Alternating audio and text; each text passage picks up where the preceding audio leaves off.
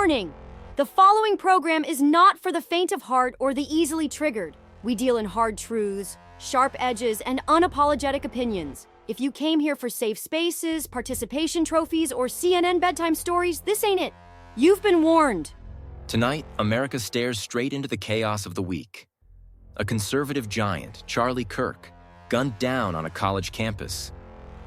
Political violence is no longer theory, it's here.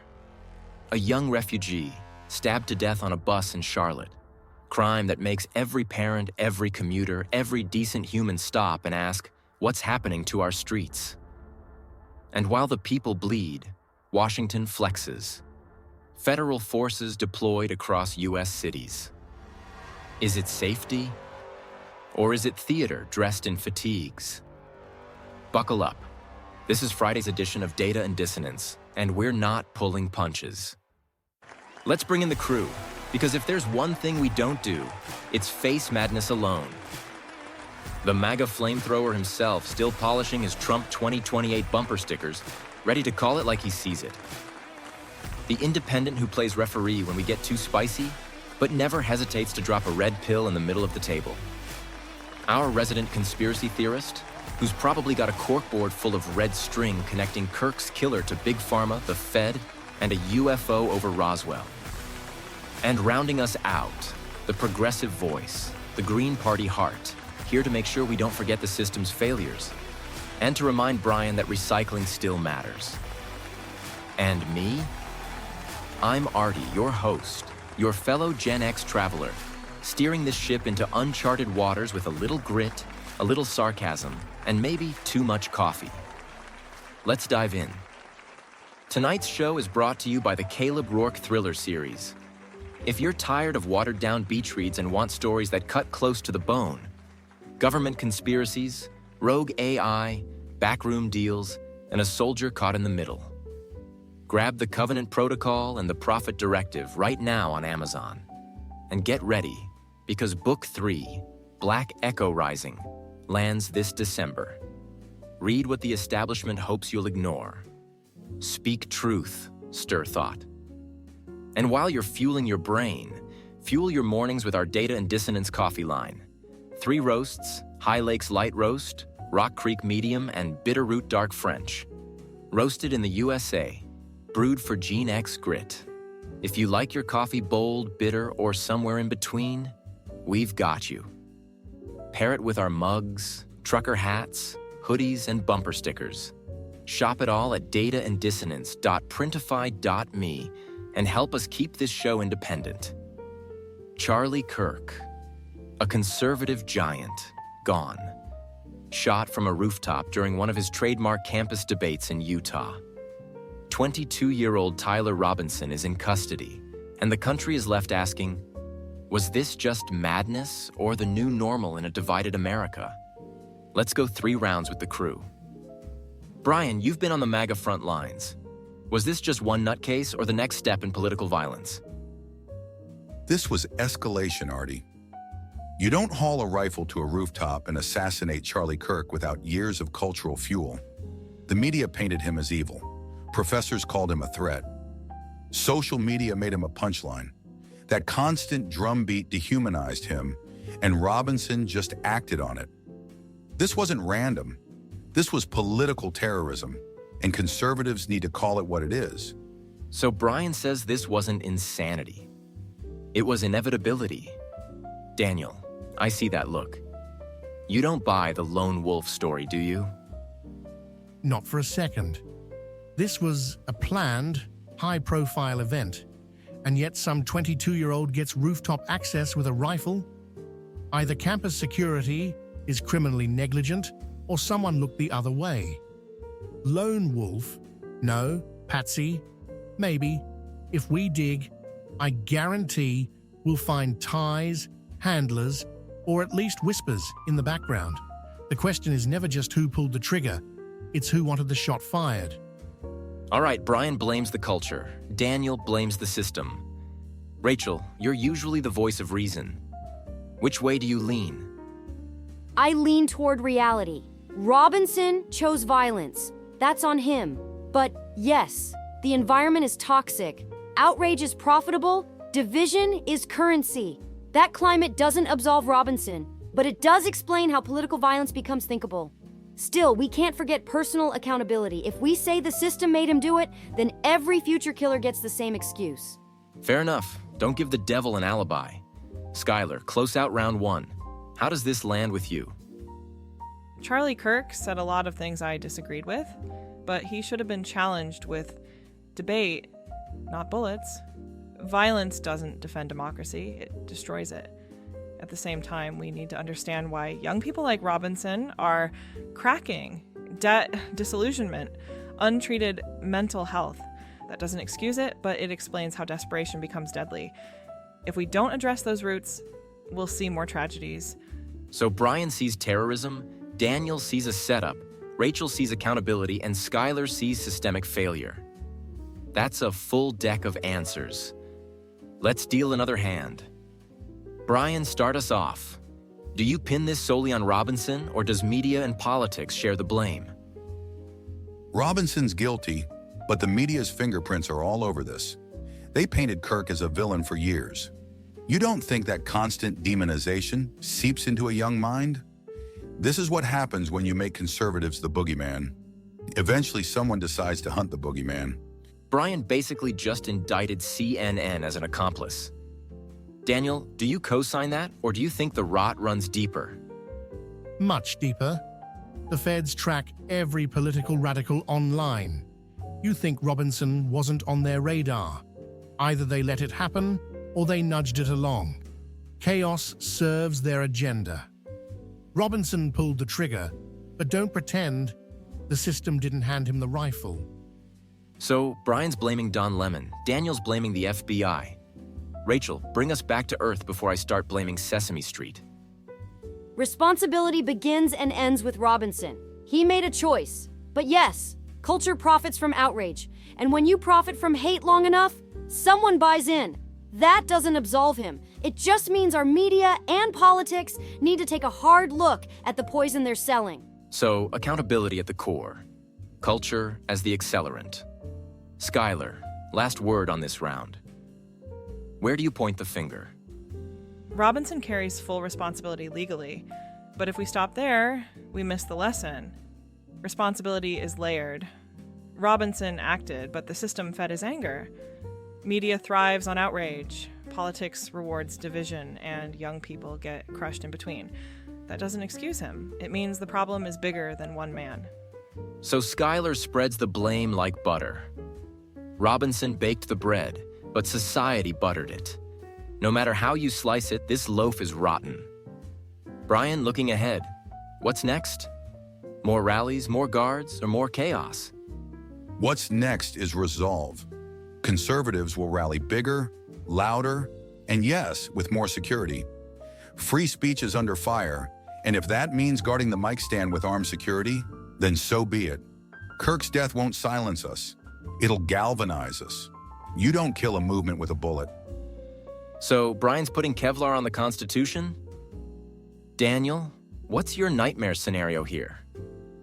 My nightmare is that the establishment uses this as an excuse to tighten control on conservative events. Watch. They'll roll out safety measures that conveniently look like surveillance and restrictions. The real danger isn't more violence. It's how the system weaponizes tragedy to corral dissent. So Brian's bracing the gates. Daniel's warning of cages. Rachel, is there a middle ground? There has to be. We can't turn every debate hall into a fortress. That kills open discourse. But we can't ignore the risks either. The balance is securing events while preserving freedom. It's not easy, but if we swing too far either way, free speech either dies behind walls or under bullets. So, Rachel's looking for balance. Guard the gates, but don't bar the doors. Skylar, bring us home. I don't want to see a future where every debate looks like a war zone. Justice for Kirk means more than punishing Robinson. It means fixing what breeds Robinsons. Invest in mental health, education, and spaces for dialogue instead of demonization.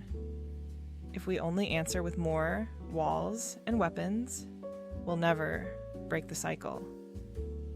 And that's the divide right there. Brian builds walls, Daniel sees traps, Rachel wants balance, Skylar wants reform. 4 takes, 1 tragedy, and a country staring down its reflection. Here's where I land on this. Charlie Kirk didn't deserve this. Period. Love him, hate him, mock him. Doesn't matter. In America, we settle arguments with words, not bullets. And the fact that we're even debating how to hold a public forum without fearing rooftop snipers tells me our democracy is on life support. Robinson is guilty, but the environment that let this happen is rotten. A media that profits from outrage. A culture that dehumanizes opponents. Institutions asleep at the wheel. Or worse, complicit. That's the soil where political violence grows. The question is, what do we do about it? Do we build fortresses around every microphone? Do we let fear muzzle free speech? Or do we finally face the hard truth that America's ripping itself apart, and only courage and accountability can stitch it back together? Charlie Kirk is gone, but the message is clear. Political violence isn't lurking in the shadows anymore. It's here, it's loud, and it's daring us to decide what kind of country we want to be. The next move is ours. From one tragedy to another, this one cuts deep for anyone who's ever stepped on a bus, a train, or a subway. Iryna Zarutska, just 23 years old, fled Ukraine's war for safety here in America, only to be stabbed to death on a Charlotte light rail.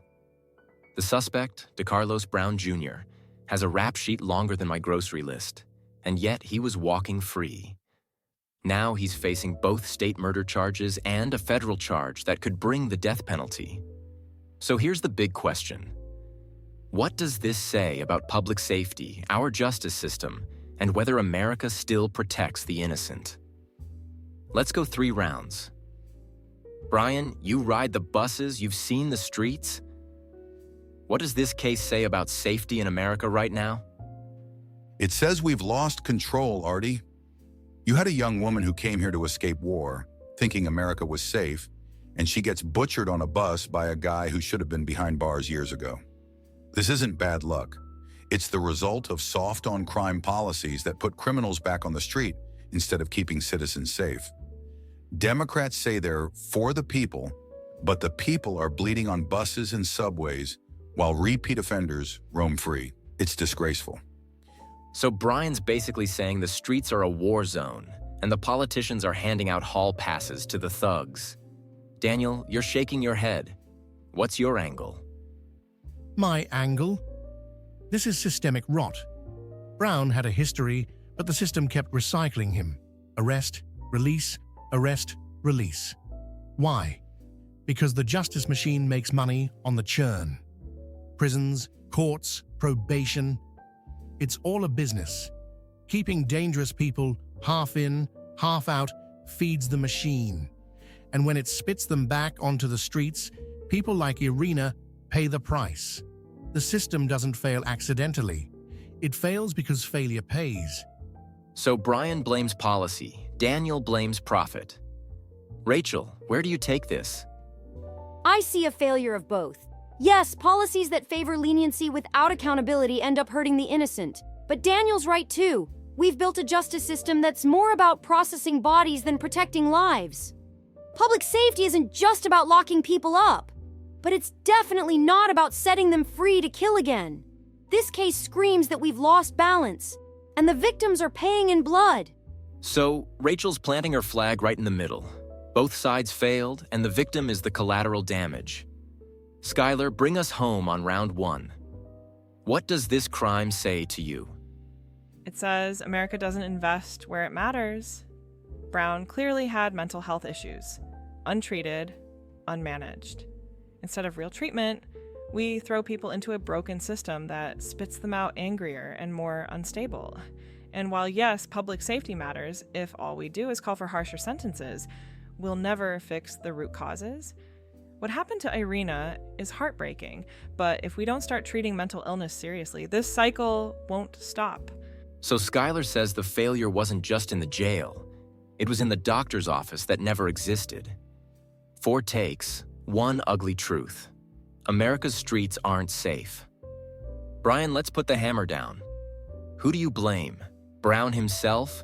The justice system that let him walk? Or the leaders making the laws? First and foremost, Brown is responsible. He's a killer, period. But right behind him are the leaders who created a revolving door justice system. Liberal DAs, soft judges, bleeding heart politicians who worry more about the criminal than the victim. If you're in office and you push policies that put predators back on the street, you've got blood on your hands too. So, Brian's building a blame pyramid. Killer at the top, Democrats holding up the base. Daniel, do you stack it the same way? Not exactly. Brown's guilty, no question. But he's also a product of a system designed to fail. Judges cut deals, DAs push plea bargains, cops make arrests, and then the same faces come back through the door. Why? Because the machine needs customers. Leadership isn't just soft, it's complicit. And when the system keeps feeding on dysfunction, tragedies like this are inevitable. So Daniel's back to his favorite theory. The system isn't broken. It's working exactly as designed, just not for us. Rachel, where do you put the blame? Brown carries the ultimate blame, but leadership can't be ignored. Our laws are supposed to protect the innocent, and when they don't, that's on lawmakers. But here's the kicker. Blaming one party or one policy misses the larger point. This is about decades of bad priorities. More money for processing criminals, less money for preventing crime. The end result is a young woman dead on a train. Rachel's basically saying both elephants and donkeys left the barn door open. Skylar, last word here. Who's guilty in your book? Brown's guilty for his actions, absolutely. But the system failed him long before he failed Iryna. We ignore mental health, we ignore poverty, we ignore desperation, and then we act shocked when violence explodes. Leadership isn't just guilty for leniency, it's guilty for neglect. If America invested half as much in prevention as it does in punishment, this girl might still be alive. So Skylar says the killer's guilty, but the system built the stage. Either way, responsibility's not in short supply here. Brian, let's end on the future. What should happen now? Harsh punishment, systemic reform, or something else? What should happen? Brown should face the death penalty, period. You take an innocent life in cold blood, you forfeit your right to live. Beyond that, we need tougher sentencing and zero tolerance for repeat offenders.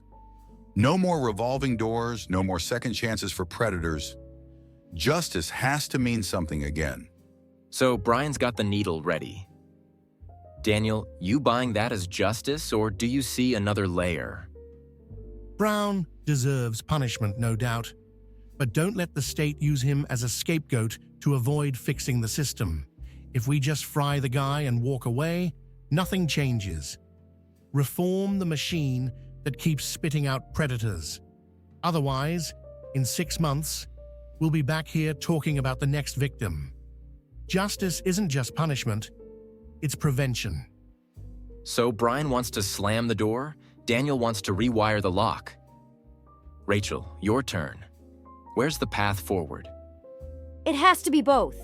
Brown should face the full weight of justice, maybe even the death penalty, because deterrence matters, but reform is just as critical. If we don't change how we handle repeat offenders and mental health, then justice becomes a revolving tragedy. We can't just react, we have to rebuild.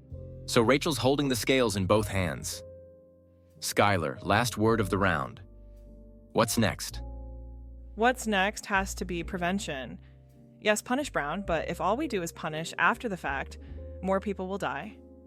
America needs to finally invest in mental health care, in real community support, in breaking cycles before they explode. Justice isn't just about retribution. It's about making sure there are no more victims like Iryna in the first place.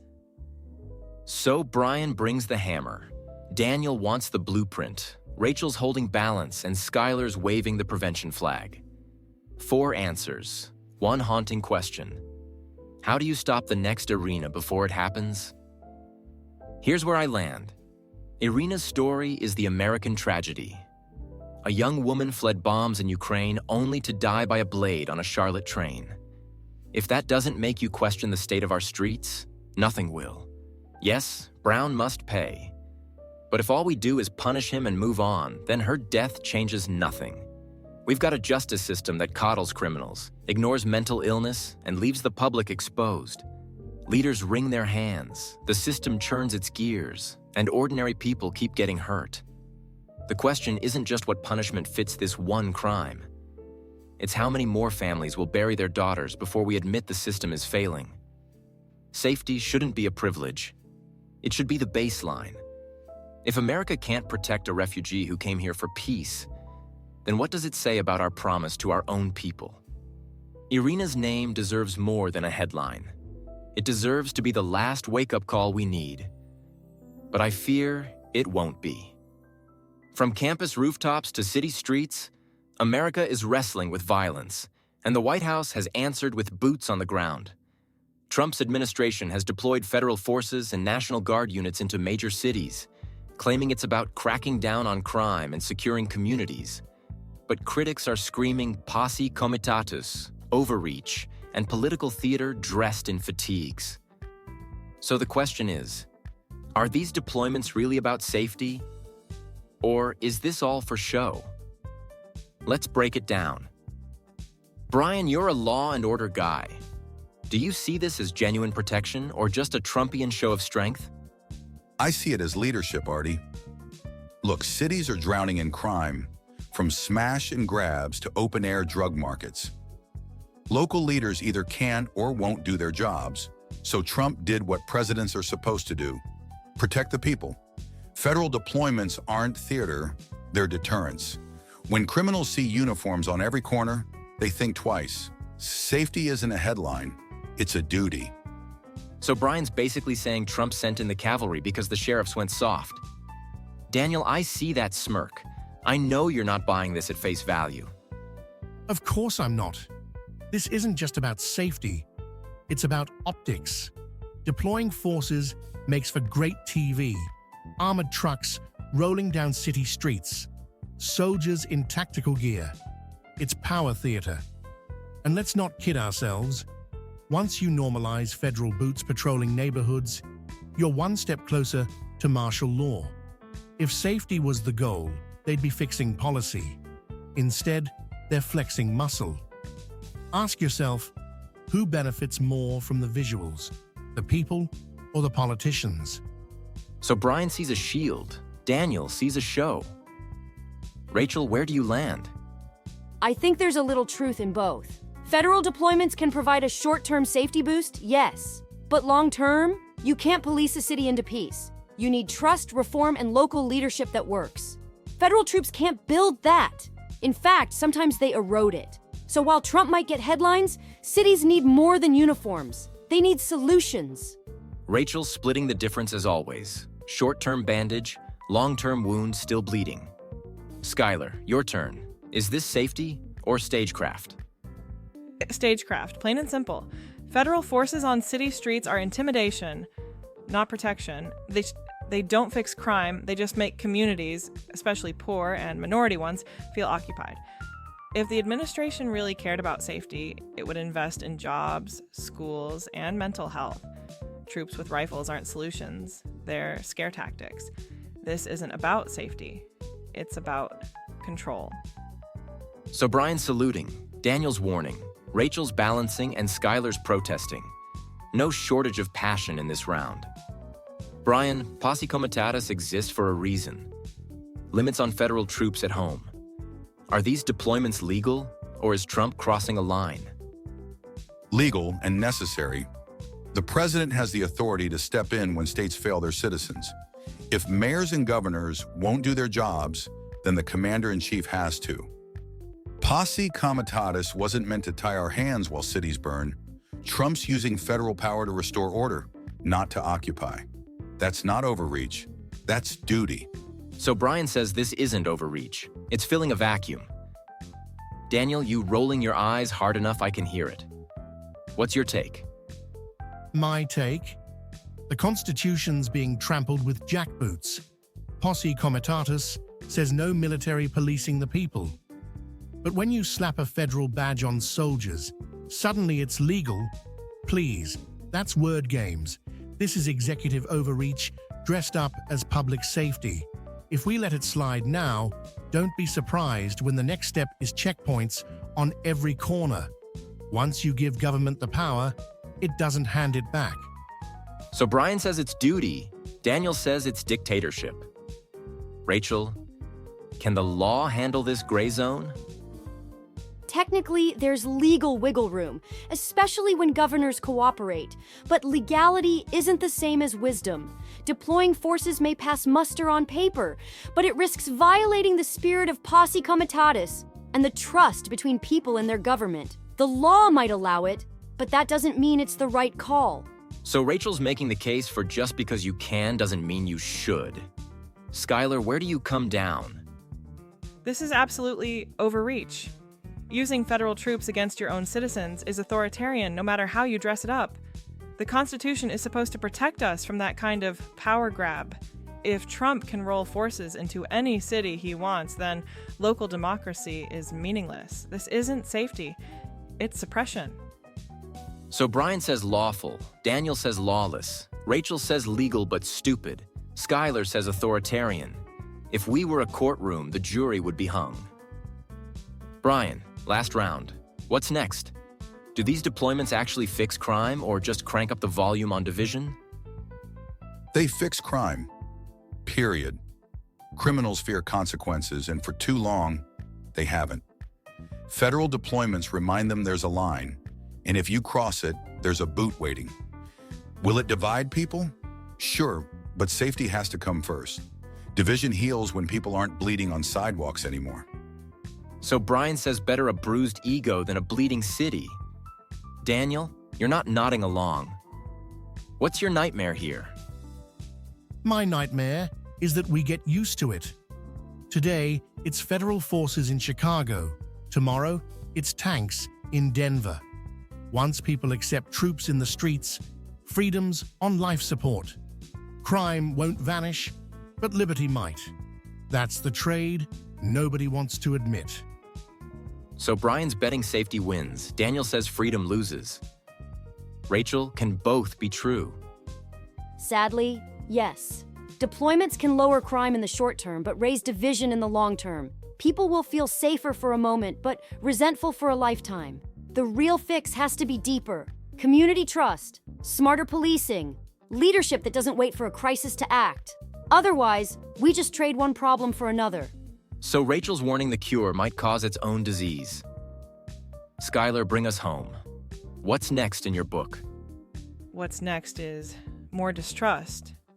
When people see troops instead of neighbors, they don't feel safer. They feel targeted. That resentment breeds tension, and tension breeds more violence. If the goal was unity, this approach fails. If the goal was power, mission accomplished.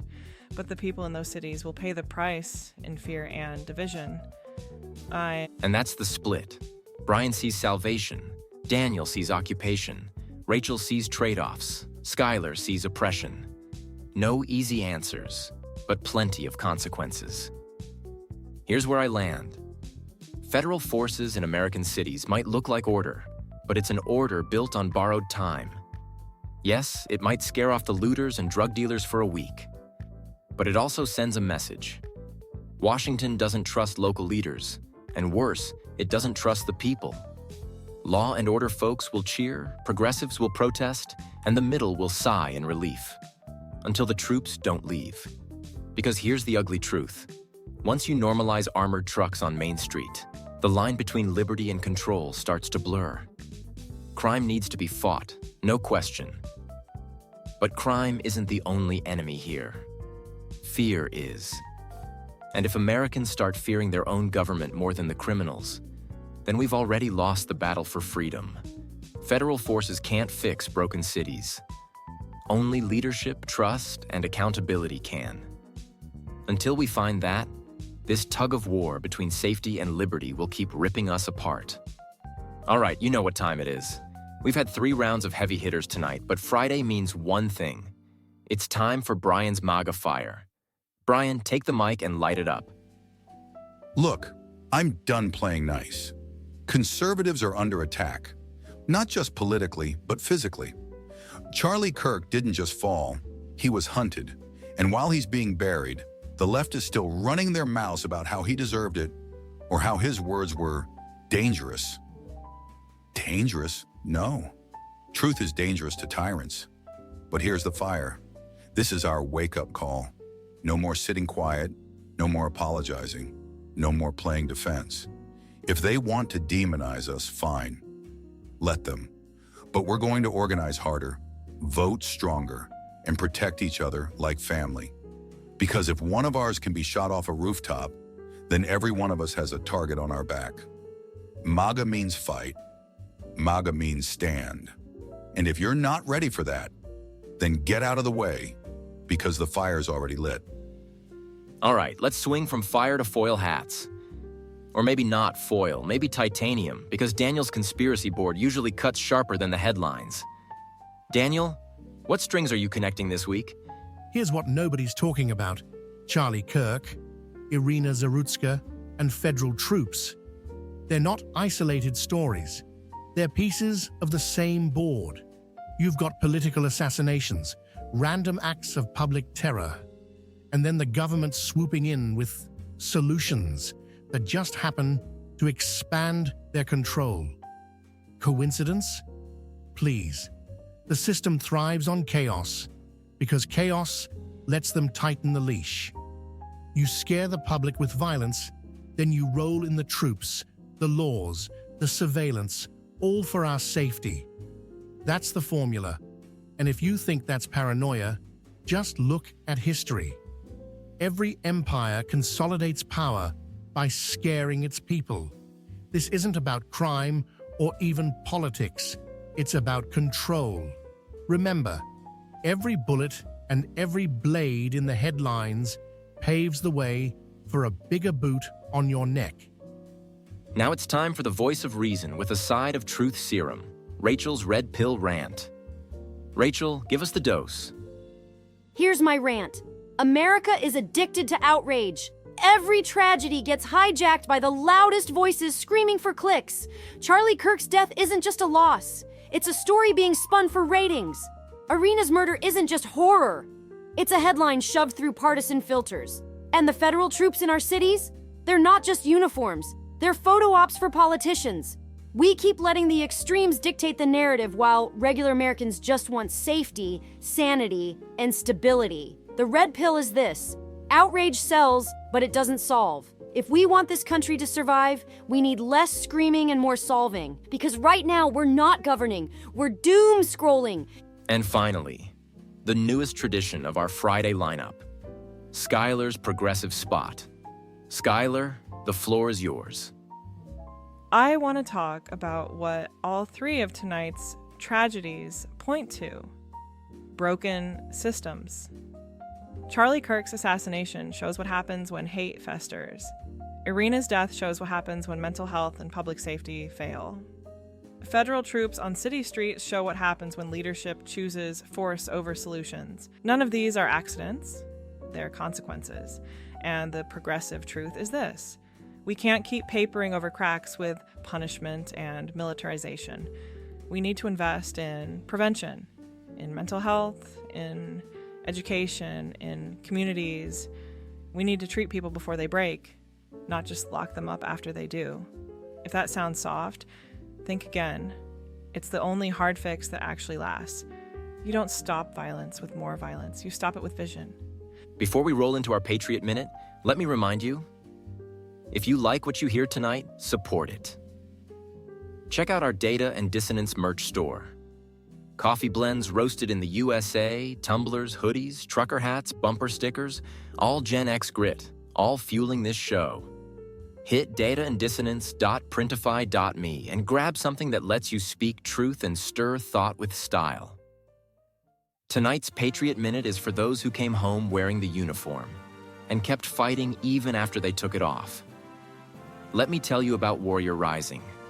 These aren't bureaucrats or distant donors. These are veterans helping veterans, equipping them to stand, build, and thrive in civilian life. Warrior Rising. Warrior Rising gives training, mentorship, startup grants.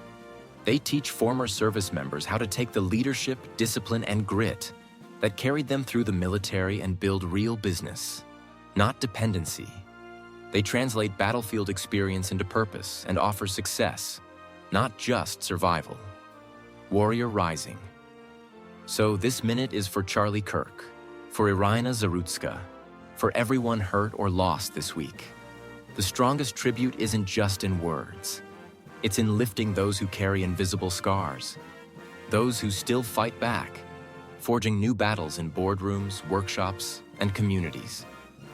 Support groups like Warrior Rising. Honor veterans not just by remembering what they sacrificed, but by helping what they can build. That's real patriotism. Service, solidarity, strength. All right, we've covered a lot tonight. Charlie Kirk gunned down, a young refugee murdered on a bus, federal troops rolling into our cities, and the voices of this crew weighing it all. Now it's time to land the plane. Let's go around the table for final thoughts. Brian, fire it up. My final thought is this. America has to wake up. We can't shrug and call these tragedies isolated incidents. They're warnings. Charlie Kirk's death shows conservatives are literally targets now. Iryna's murder shows our streets are unsafe, even for those who came here seeking hope. And the chaos in our cities proves that leadership's been asleep at the wheel. The answer isn't more excuses, it's strength. Strength in policy, in culture, in faith. If we don't get tough right now, then America's decline won't be slow, it'll be a collapse. MAGA isn't a slogan anymore, it's survival. Brian closing with fire and brimstone. And maybe a rally cry while he's at it. Daniel, your board's full of strings, but what's your final thread tonight? My closer is this. Don't just see the headlines, see the patterns. A conservative leader assassinated. A refugee butchered. Troops on our streets. You think that's coincidence? No. That's orchestration. Chaos is the excuse. Control is the goal. Every tragedy is fuel for the system to grab more power and tighten the leash. If we keep swallowing fear, we'll wake up one day and realize the Constitution's just wallpaper in a house we don't own anymore. My advice? Question everything. Because when the narrative's this loud, the truth's hiding right behind it. Daniel wrapping us in barbed wire and red string as always. Rachel, balance the scales for us. What's your take? My final thought is that outrage won't save us. It never has. Every time something horrific happens, the left screams, the right screams, and the noise drowns out solutions. Charlie Kirk's murder, Iryna's death, troops in the streets. These can't just be sound bites. They have to be wake-up calls. Real leadership means fixing what's broken, not just scoring points in the culture war. If America doesn't stop selling outrage and start building answers, then we'll keep spinning in this cycle of tragedy and division. Outrage sells, but solutions save. Rachel dropping truth like a bitter pill. Not easy to swallow, but necessary. Skylar, last word from the panel. What do you want our listeners to take away? My final thought is this. Systems fail people, and people pay the price. Charlie Kirk should have been protected. Iryna should have been safe. Cities shouldn't need troops to feel secure. These aren't accidents. They're failures. And every time we respond with punishment or force instead of prevention, we guarantee more victims.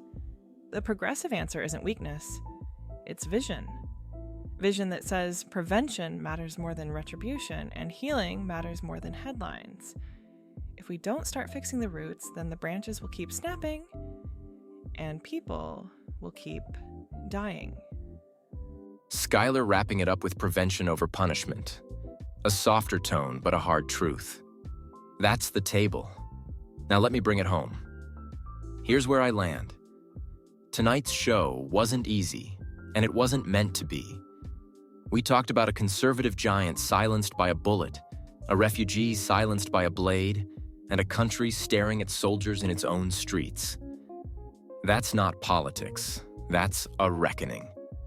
Charlie Kirk didn't deserve to die. Iryna Zarutska didn't deserve to die. And America doesn't deserve to watch tragedy become our normal. But unless we find courage, real courage, that's where we're headed. Courage to call out killers and hold them accountable. Courage to demand leaders fix systems instead of milking them for votes. Courage to balance safety with freedom, prevention with justice. Because without that balance, we lose everything. So my final thought tonight is this. America's future isn't written in the blood on our sidewalks or the boots in our streets. It's written in how we choose to respond, with fear or with resolve. Speak truth, stir thought. That's how we fight back. That's how we honor the fallen. That's how we take this country back. Until Monday, don't forget to speak truth. Stir thought.